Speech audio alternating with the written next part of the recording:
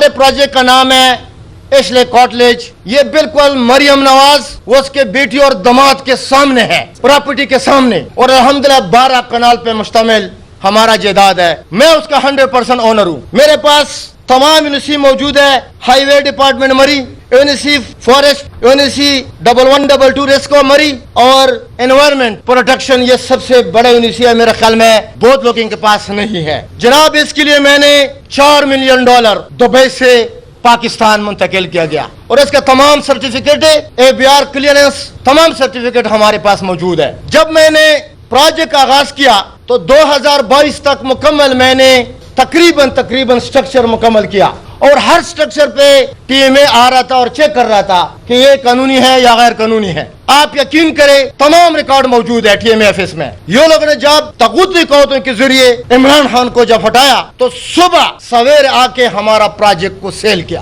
میں نے بولا کیوں؟ بولتے پتہ نہیں ہے, لیکن اوپر سے آرڈر ہے. میں نے بولا کیا, کون سا اوپر سے آرڈر ہے؟ اللہ سے آرڈر ہے؟ کس سے آرڈر ہے بتاؤ؟ بولتے سینیٹر صاحب ہم مجبور ہے, آپ کے ساتھ ظلم ہو رہا ہے, لیکن اوپر سے مریم نواز کا آرڈر ہے کہ اس پروجیکٹ کو سیل کرے. تو میں نے بولا نوٹس ذرا دے دیں مجھے. نوٹس نہیں دیا. میں نے خود اپنا جو چوکیدار ہے اس کو میں نے بولا یہ سیل جو ہے توڑو. کیا کسی باپ کا قانون ہے یا جو ہمارا پاکستان کا جو کنسٹیٹیوشن ہے وہ اس کے مطابق چلنا چاہیے؟ اس کے بعد جناب تنگ شروع کیا, تنگ کرنا. جو ہمارا اوپر فلور 4th فلور کا جو پلر تھا اس پہ وہ لوگوں نے سٹے لیا کہ بھائی آپ نہ کریں, اور سٹے میں نے نیچے کورٹ سے خارج کر دیا. اس کے بعد مسلسل میرا ایک دوست تھا جنید عباسی نام ہے, اور اس کا والد صاحب نواز شریف کے ساتھ کام کر رہے ہیں. تو میں نے اس کو ریکویسٹ کیا, میں اس لیے نام لے لیتا ہوں تاکہ پورا ریکارڈ پہ آ جائے کہ یہ ہمارے ساتھ کیوں ظلم کر رہا ہے.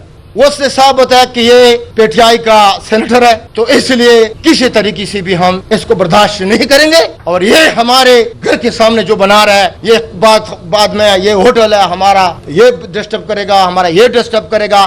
حالانکہ ہمارا جو ٹاپ فلور ہے وہ بڈری وال کے برابر نہیں ہے, اس کا ہائٹ بہت اوپر ہے. اور اس نے یہ بھی کہا کہ اگر اللہ نے چانس دیا دوبارہ ہمارا گورنمنٹ آئی تو میں اس کو ڈیمالش کروں گا. تو اس نے بولا اس کا اپروول ہے. بولتے ہم اپروول وغیرہ کا پرواہ نہیں کرتے ہیں. تو جناب یہ ریئل سٹوری ہے.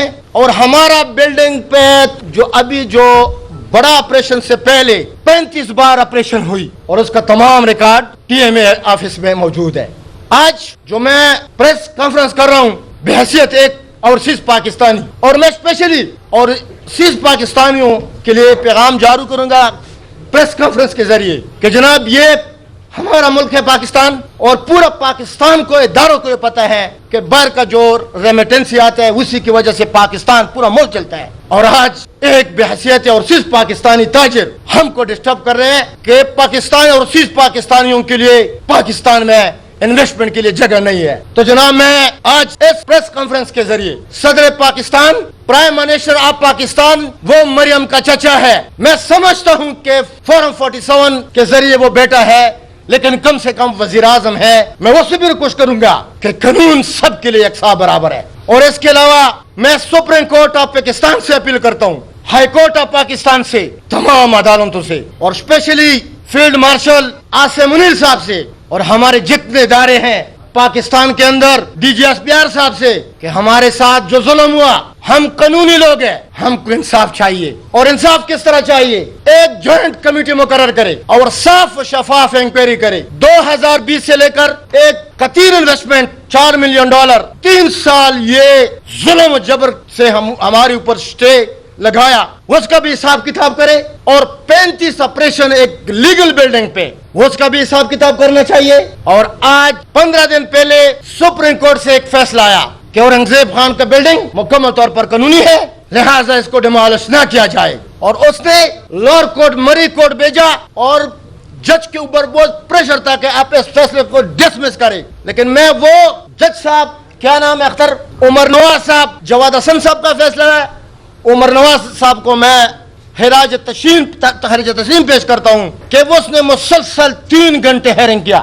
اور اتنا مشہور کیس ہے کہ مری کا تمام تاجر, لوکل ہوٹل ایسوسیشن اور لوکل جتنا وکلا تھا, چیمبر میں جگہ نہیں مل رہا تھا. 3 گھنٹے طویل عرصے کے بعد جج صاحب نے کہا کہ میں اناؤنسمنٹ کروں ابھی کل صبح. تو مریم نواز کے وکیل نے بھی کہا اور ہمارا وکیل نے بھی کہا کہ ابھی آپ اناؤنسمنٹ کریں. جب فیصلہ آیا तो उसमें फैसले में इसने लिखा कि बिल्कुल ये कानूनी बिल्डिंग है और जो सुप्रीम हाई कोर्ट का फैसला है वो 100% दुरुस्त है, आप इसको बिल्कुल डिमोलिश नहीं कर सकते हैं। जब ये फैसला आया तो आज को पता है आजकल तो व्हाट्सएप का जमाना है, तो वकील ने मरियम नवाज को सेंड किया मरी से, और मरियम नवाज ने कमिश्नर रावलपिंडी आमिर खटक साहब जो गुलाम है, कमिश्नर का काम है कि आप कानून को फॉलो करें, आप अवाम को तहफ़्फ़ुज़ दें।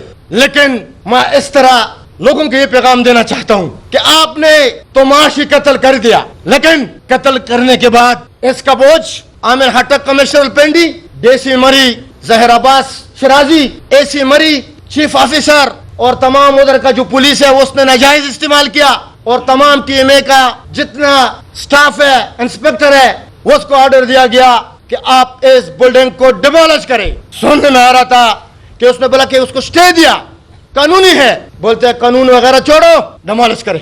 फिर देखते हैं कानून को भी और जो बेइलाज है उसको भी आप स्टार्ट कर ले। पूरा मरी वाला भी एक प्रेस कॉन्फ्रेंस हो रहा है, पूरा मरी भी इस बात का गवाह है। शाम को 7 बजे बारिश बरस रही थी, उसके बावजूद ने इसने 5-6 मशीन हुकूमत का रात के अंधेरे में बुला लिया और हमारे बिल्डिंग पे उसने ऑपरेशन जारी किया। और माशाल्लाह वो इतना मजबूत बिल्डिंग है, पूरा मरी को पता है, और ये एक वाहिद बिल्डिंग है कि 200 गाड़ी का पार्किंग, कार पार्किंग मौजूद थी, और माशाल्लाह 8 कनाल पे मुश्तमिल लॉन है। तो मरियम नवाज से ये बर्दाश्त नहीं हो रहा था जनाब। फिर उसने जब डिमोलिश शुरू किया तो वो इतना मजबूत कंस्ट्रक्शन है कि वो जखमर के जरिए नहीं टूटता था, तो वो पिलरों में सुराख करके ब्लास्टिंग किया। ये जुल्म का इंतहा आप देख ले, तमाम वीडियोस मौजूद है, और मैं तमाम इंडिया को अपील करता हूं कि आपको हम पूरा बाइलाज से लेकर एक चीज का सर्टिफिकेट, नक्शा,